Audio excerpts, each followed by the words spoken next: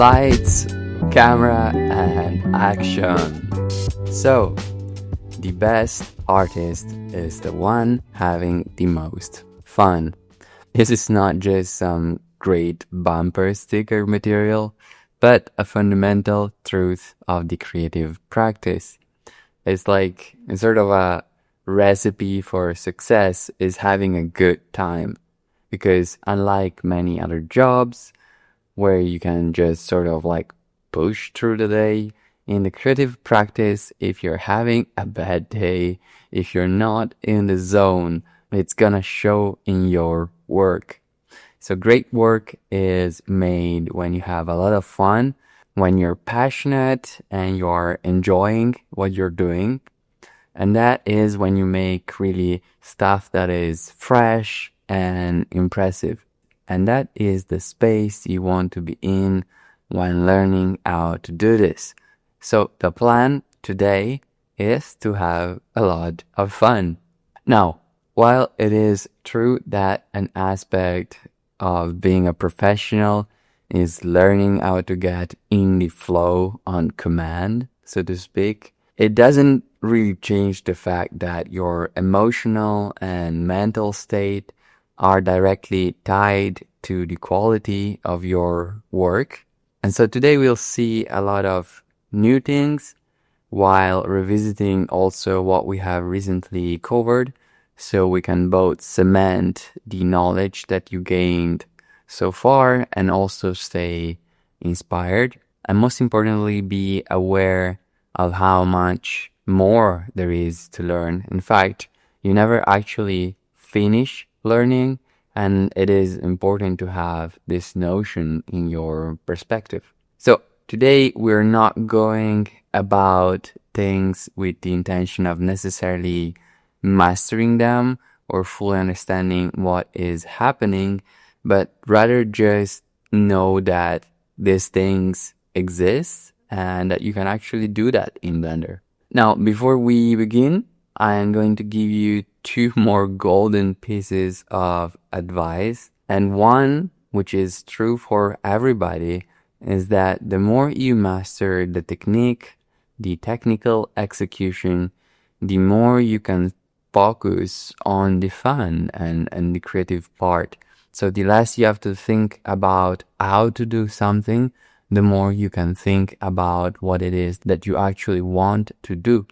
Now, the second won't necessarily make sense to everybody, but I'll kind of share it anyway for those few out there that kind of need to hear it. And that is that irregularity is the core of creation. And so you must be orderly inward to be able to lead and direct chaos outwards. So this is something profound that I've learned over the years. And if it doesn't click with you yet, don't worry. Just remember these words and eventually you'll get it. Now, let's pick up from where we left off in the last video so we can actually talk about where we're going. So in the previous video, we left off with this simple turntable animation, which is kind of an okay start, but it is still missing a lot of things. And so first of all, it's really missing a good model. So if you remember when I modeled this specific coffee maker, I kind of left it as a sort of first draft. And now what would be missing here is to go about it one more time and 3D model it again.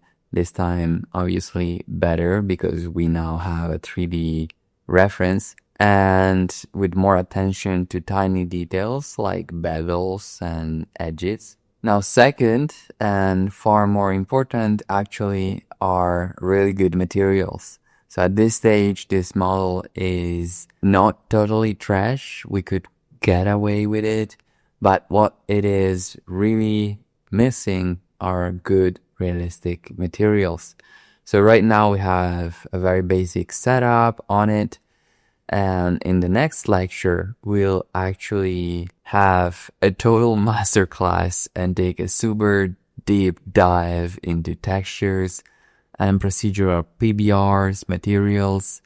And in video 16, we already took a serious look at the science behind vision and computer graphics. And also we got introduced to the major features of shaders in Blender. And I recommend maybe giving it a second look-see. But in the next lecture, we'll actually go wild and just create any material known to man and then some. Now, third, some good lighting is missing. We learned how to set up a basic 3-point lighting system, but there is much more to lighting a product. And so on the horizon, we also have a serious dive into professional lighting techniques. And now, lastly, we could have some more interesting animations, which is partially the topic of today, or at least the opening. Okay, so animation is a pretty broad term, and it can refer to animation movies or animating a character or shooting some camera movements. Informally, it's kind of used pretty loosely. But nevertheless, a great place to get started with animation is Mixamo. So Mixamo is an online website, a platform that is basically a huge free library of animations that have been motion captured and polished to be used by anyone. It is free to use. You just have to create a free Adobe account directly on the Mixamo website. And when you get on the platform, it looks something like this. So what you have over here on the right, let's start here, you have the option to upload a character. So when you actually learn how to 3D model your own character, you will most likely 3D model them in this position, which is called a T pose. And then you will upload it on a platform like this one, which offers as an option the possibility to have it animated in a sort of like, it smooths the process over. Let's put it like this. That is a good way to explain it to a first timer. But you don't necessarily need to have your own 3D model character. In fact, you can go over here and there is a somewhat nice variety of possibilities.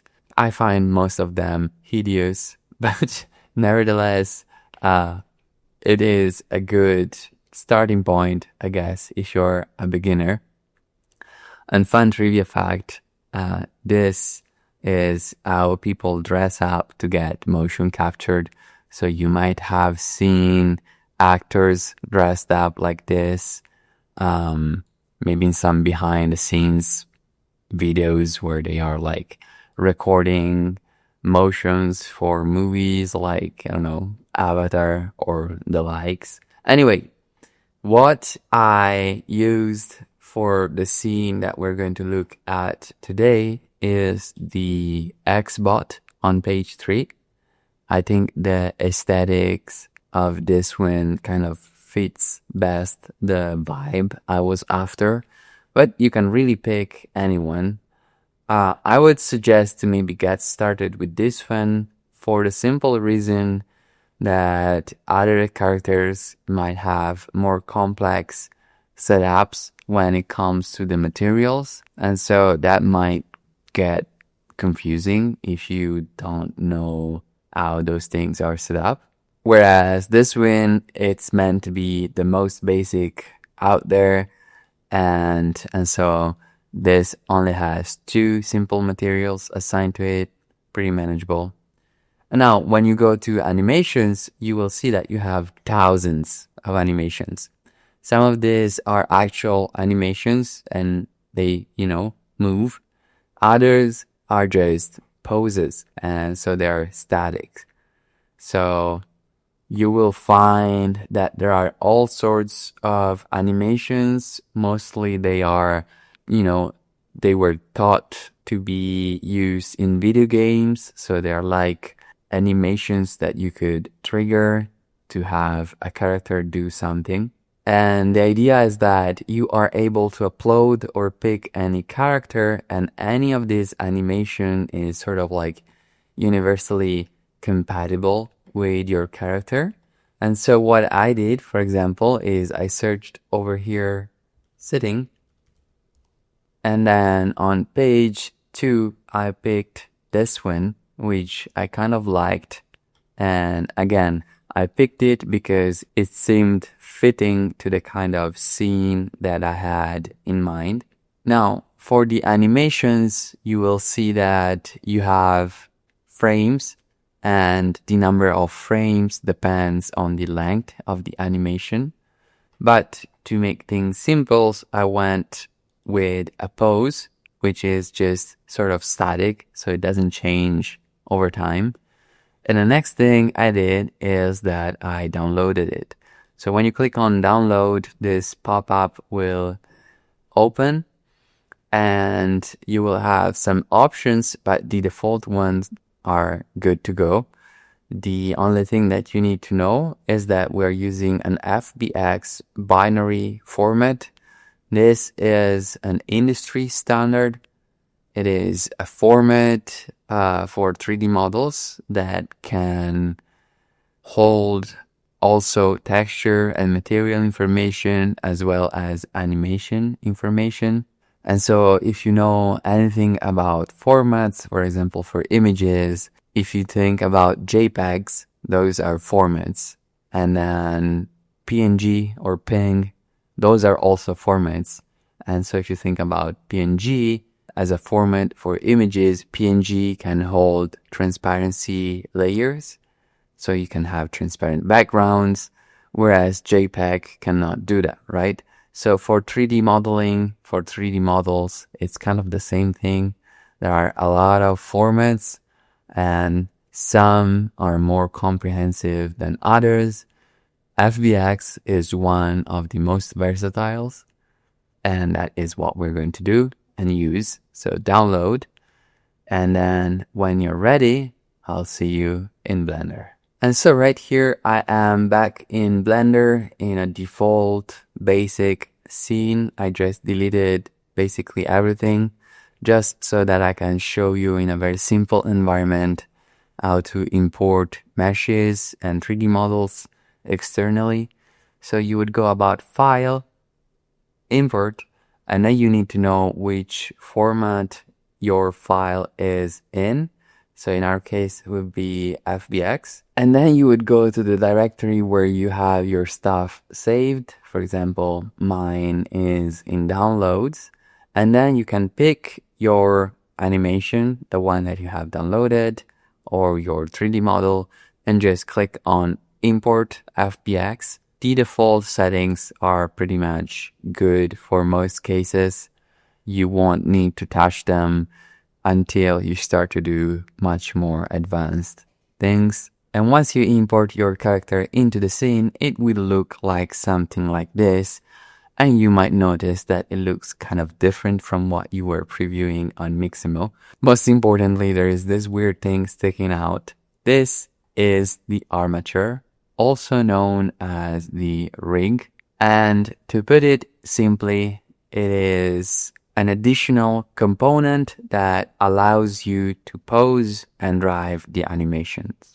So if you have that one selected, you can press Tab and you will go in the usual edit mode, and you will immediately see that the character changes position back to the default T pose.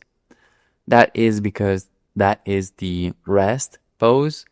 And then when you are in object mode, you are in a sort of like posed situation where the information about where everything needs to be is already, determined. Now there is one more option, which is pose mode. And in this mode, you can think about it as kind of an alternative to edit mode, where you are able to select individual bones. These are called bones, and the whole thing is called a skeleton, right? So there are several words for it, like armature, rig, skeleton. More or less, they're technically referring to the same thing. Let's put it like that for the moment. And so the skeleton has bones, and so you can select the individual bones that, as you can see, are an abstraction of the shape of the body. And much like you can select individual faces or edges or vertices in edit mode for traditional geometry, when you are in pose mode for an armature or a skeleton, you're able to select the individual bones and move them around. And as you can see, they are responsible for driving the movement of your character. Now, all of this is happening because under the hood, things are happening. So there are sort of like steps to have your mesh talk with the armature. We're not going to go into the details of rigging today. All that you need to know is that in the previous video, you learned about parenting, and this is a very similar situation where if you were to click on the body, you can see that it is actually two separate objects, and both these objects are parented to the armature. So the armature is the thing that you want to move around, and if you select it and then press G, like any other object in Blender, you can move it around, and the same goes for the usual commands, you know? Pretty straightforward. Always remember that anything in Blender is modular.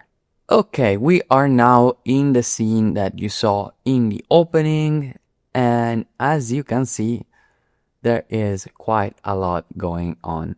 So the reason why I picked this specific scene is that it makes for a great example to show you both new stuff and also what we have covered so far. Most importantly, talking about new stuff, we are now seeing something that is stylized, that is a little bit more abstract, and in fact, it is leaning more towards what would be considered 2D animation or anime style. And to talk about the strength points of Blender, I have to say that Blender is one of the best tools out there to do this kind of stuff. It's not the only one. It is arguable that it is the best. That, to be fairly honest, ultimately depends on the artist and what you are going to go after. I'm not going to get into that debate. But nevertheless, it is without doubt a very, very good tool to do this kind of stuff. In fact, it is much better at this kind of stuff than it is at photorealism. So to be honest, out there are tools that are way better at making photorealistic renders. Now, Blender can take you very far if you know how to use it. It is not easy to achieve really good looking professional grade photorealism in Blender. It is possible, but for the trouble that you have to go to achieve that level, to be honest, there are other tools that are far better at it. And so let's talk about the strengths. The strengths is that you can do this kind of stuff, and this stuff is a lot of fun. I think it is very rewarding. It's very rewarding on the eyes, but it is also very rewarding to sort of just make it, you know? Okay, so let's break it down and identify the things that we have already covered so far. So first of all, we have the characters that we have just discussed. And right here, I have the armatures, which I have hidden so that they're not in the way. But if you open down the menu, you can see that the two parts of the body, which I have renamed to make more sense since I have multiples, are well within the visibility of the viewport and also the render. So having the armature hidden does not prevent the actual posed mesh to show up in the viewport or in the render. And that is pretty straightforward because we are picking our poses and our characters from Mixamo. So that kind of gives us a head start to, start playing in a very low pressure environment with characters that have already been set up for us, much like I created for you the free project templates, so you can get started with sort of like a little bit more advanced stuff that is more engaging and entertaining, and it helps you learn in a way that is nice because you don't have to worry about actually making it yourself. And so here I have posed my characters. And, the main subject of this scene, of course, is the vending machine, that kind of like sci-fi vending machine that I made at the center of the scene. But, in a previous video, we talked about lighting and we talked about story. So a vending machine is never just a vending machine. And so I think that by placing these characters in the scene, it kind of like already gives us a story. Without saying anything, we already can have a feeling that there is something going on, that this vending machine does not exist in a vacuum, that it has a story, just like these characters have a story.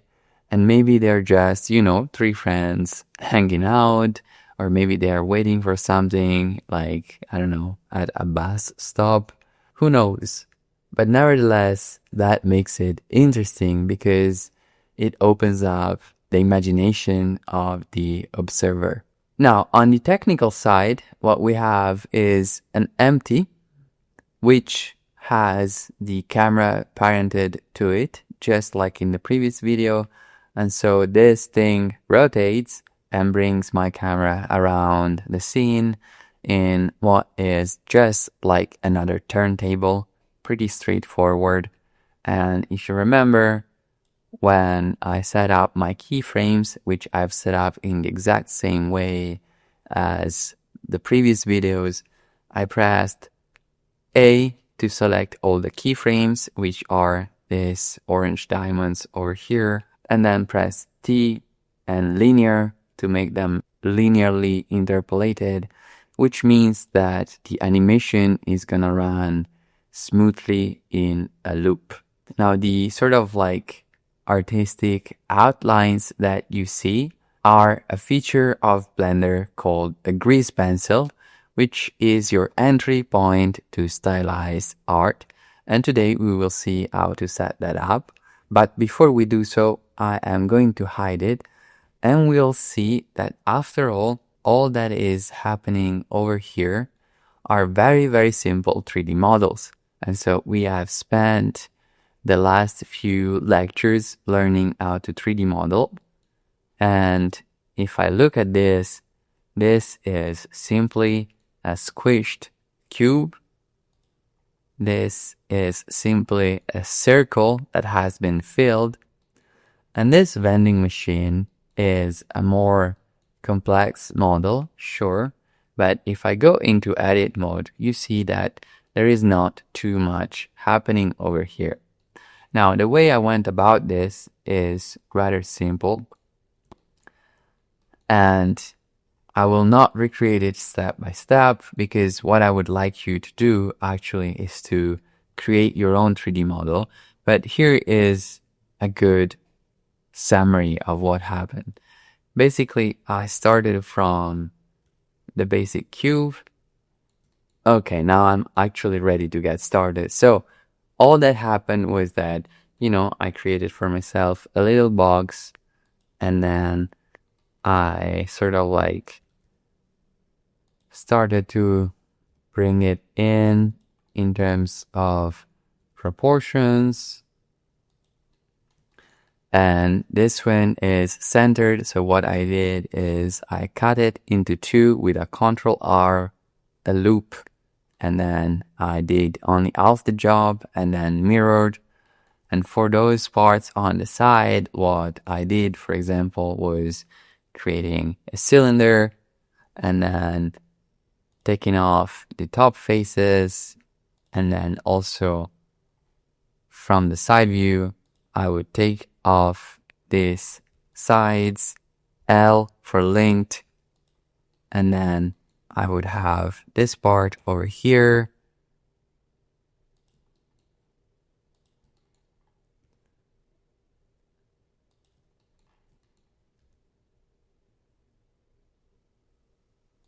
And basically then the way I went about it was to use vertex snapping, for example, to align things in a more precise way.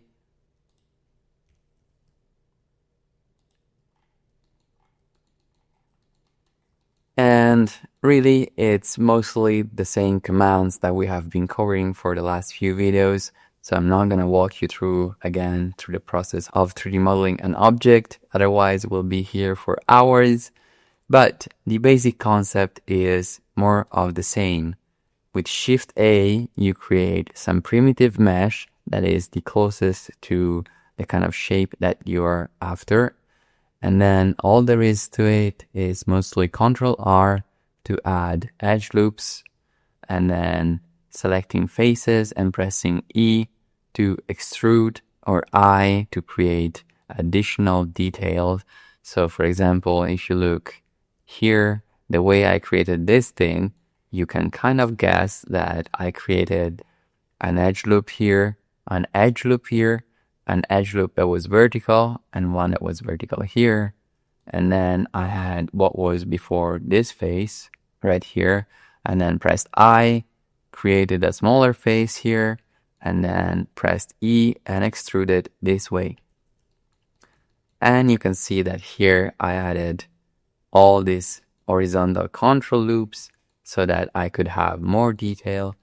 And also you can see that over here at the edges of most surfaces, I've created a bevel, which, to remind you, is done by doing Control B, and then it's very touchy, so I always manually input the values from over here. And for those cases where I needed something that was more curved, like for example over here, this was a little bit more tricky, but not too much, in the sense that I only created a larger bevel and then brought out these segments. And so really, as you can see, it is more of the same. Now, what is new is that I assigned to them a Toon material. Now, a Toon material is one of the easiest things that you can actually make. Okay, and here is how you would go about it. So in the default setup, you have a principled BSDF and a material output. We have already covered this in video 16, right?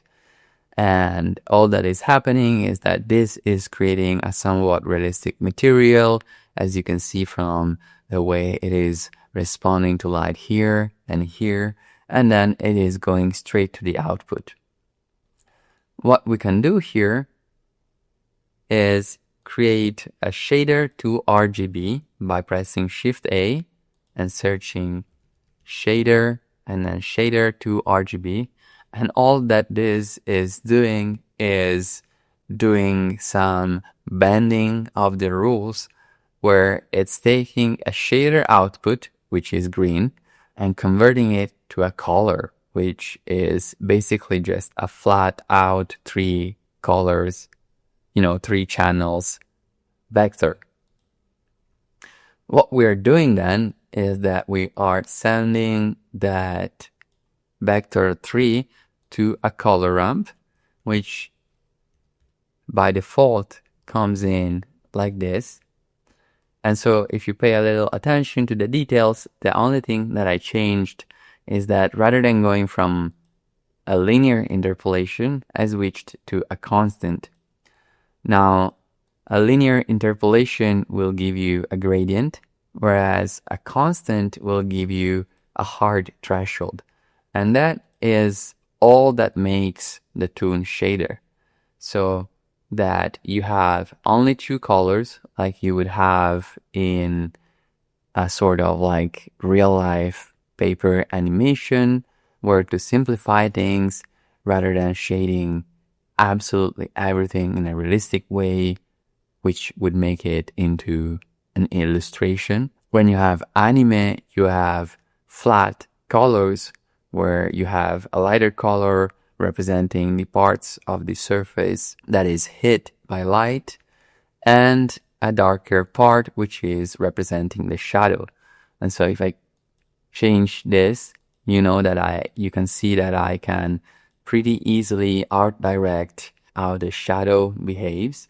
My usual approach is that I take the light color, and then as I darken it, I also play a little bit with the hue and saturation, because when you change the value of a color, as we discussed previously, the perception of it changes, and so you also have to compensate some things with the hue and the saturation.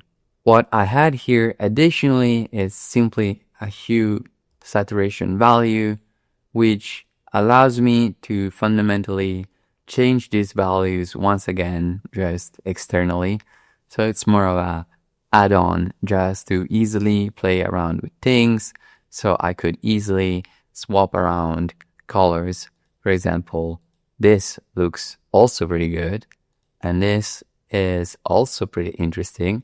And so you can see how this can come in handy to sort of explore alternatives in your material setup.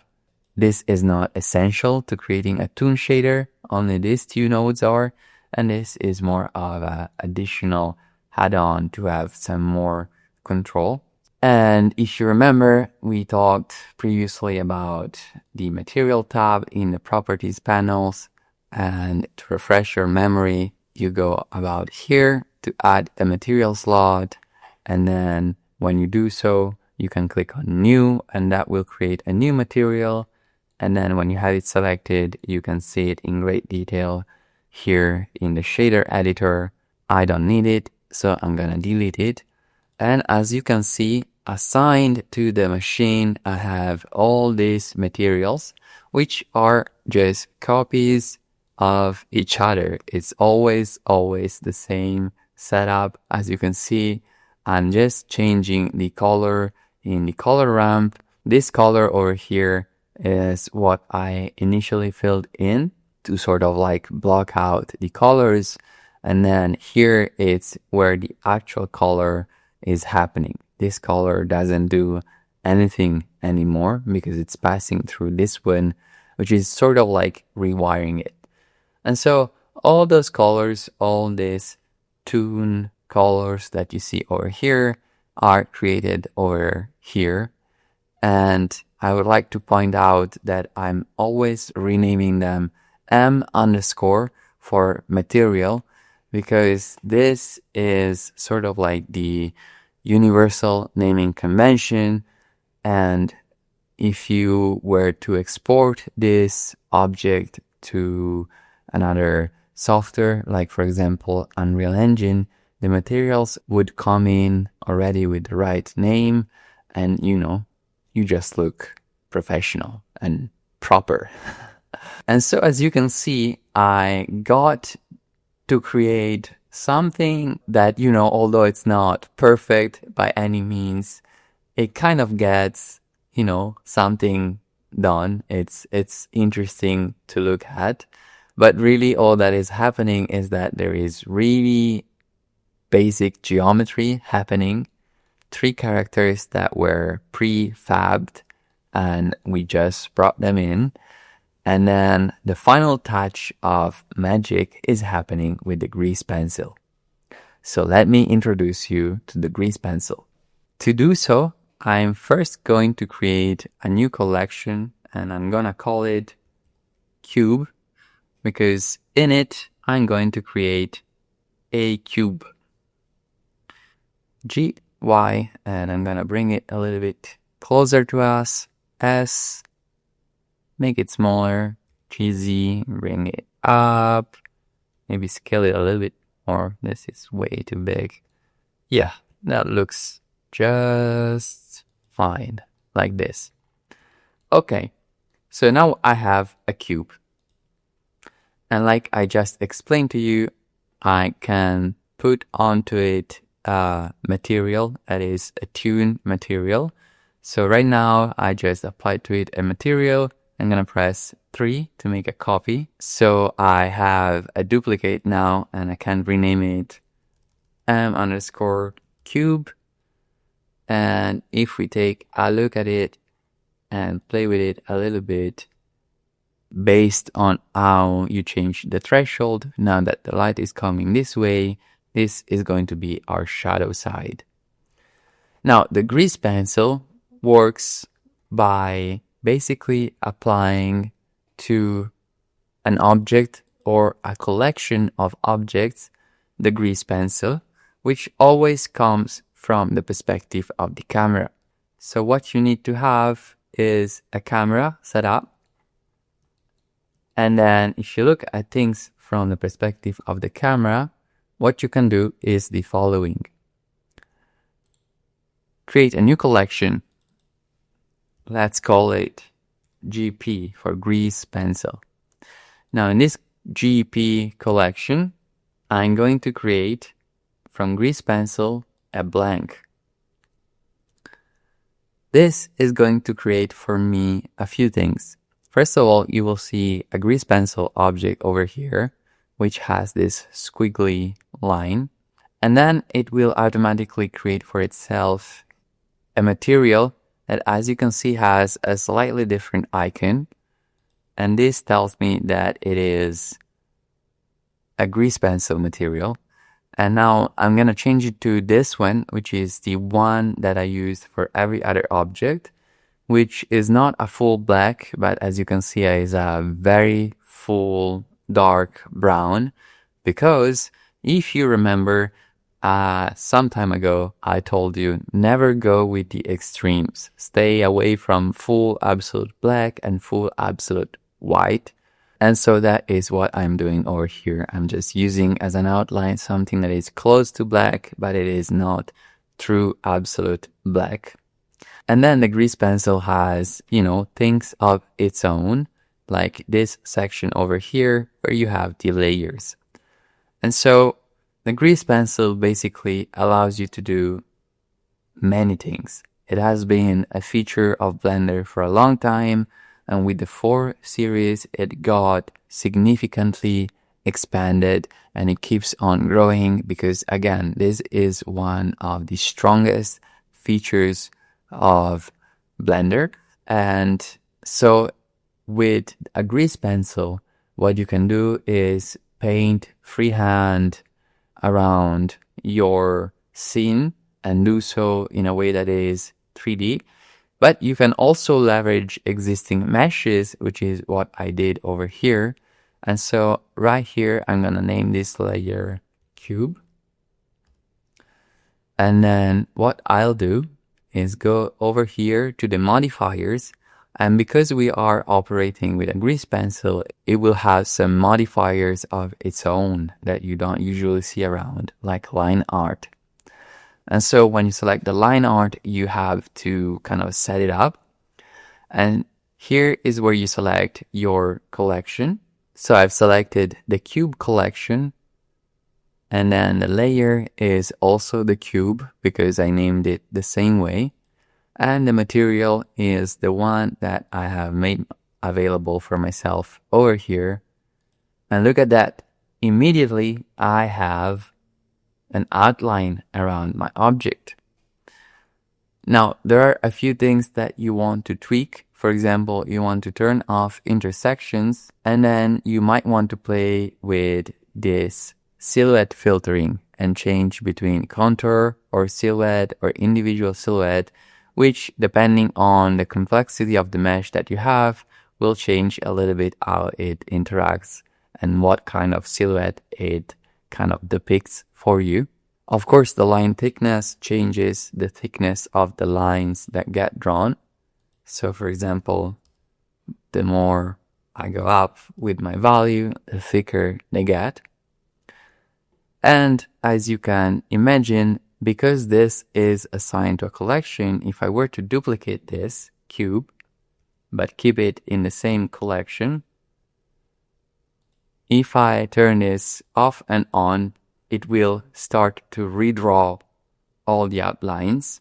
Now, like I was telling you previously, the grease pencil, when it is created through the line art this way, it is created in a way that fits the perspective of the camera.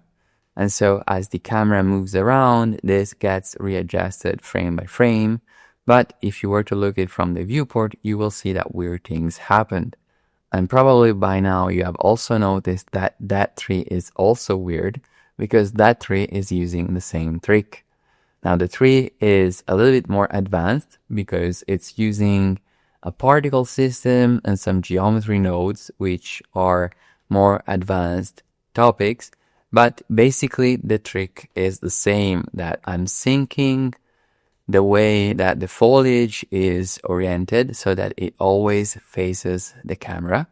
Okay, now I've brought back the rest of the line art, moved a little bit the cubes, and to demonstrate it once again, if I change my frame to, for example, 120, my perspective is still from the camera, right? What I've done here is I've changed the frame and my rotor is keyframed to rotate. And so as I rotate, as I move around, the outlines are redrawn. And so they always create this illusion of a 2D animation. And so to recap and wrap up this video, today I have introduced you to the grease pencil, which is a fantastic tool to make 2D animations. And I've shown you only the tip of the iceberg, which is how you can very easily set up the grease pencil to outline a 3D model. There is a world to it, and maybe later on we will take a deep dive into the grease pencil, because there is so much more that you can do with the grease pencil actually, especially when you start to draw freehand.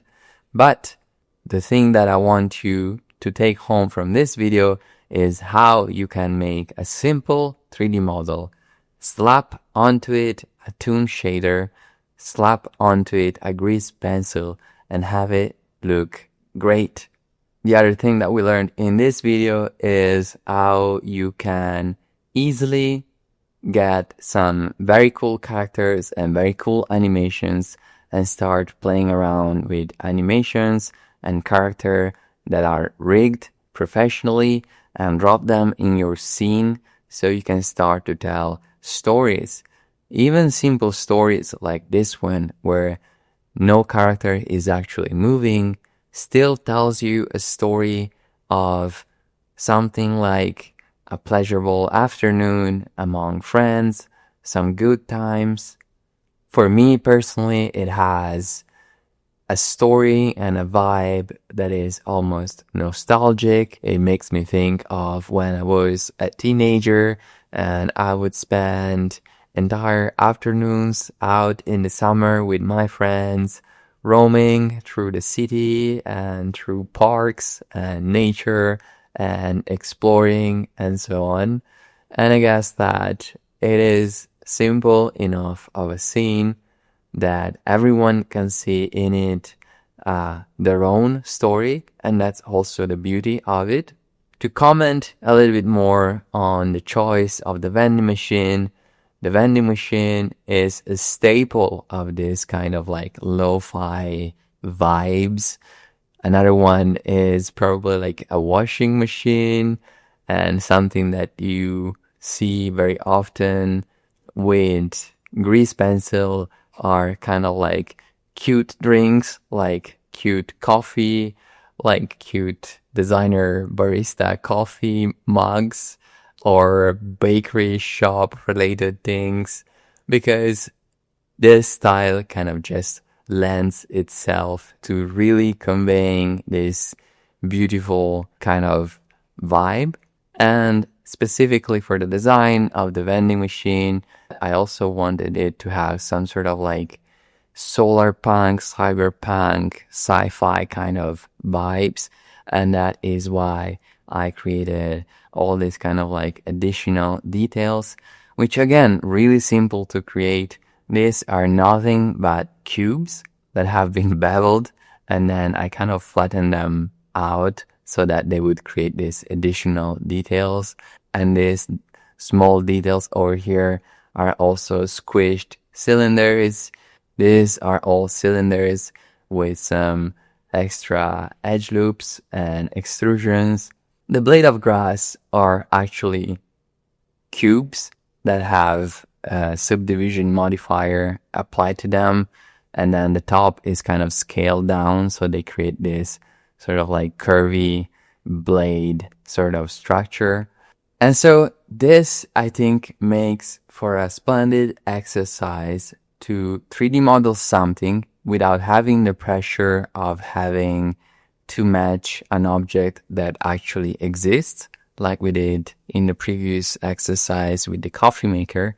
And so here, there is no right or wrong other than what is that you actually want to create. How do you want your 3D model to look like? It's totally up to you.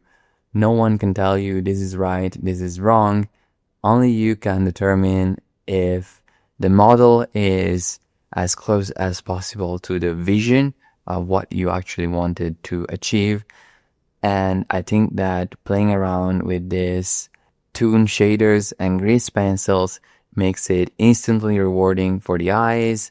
And so it makes it fun and engaging to sort of like cement your 3D modeling skills, because the truth is that once you have been introduced to all the commands and all the shortcuts, all that separates you from being able to 3D model is practice and practice and practice, and no one else can do it for you.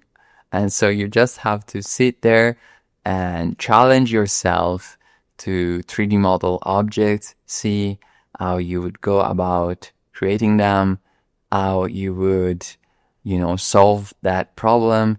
And like I said 100 times, there is no right or wrong approach either in 3D modeling.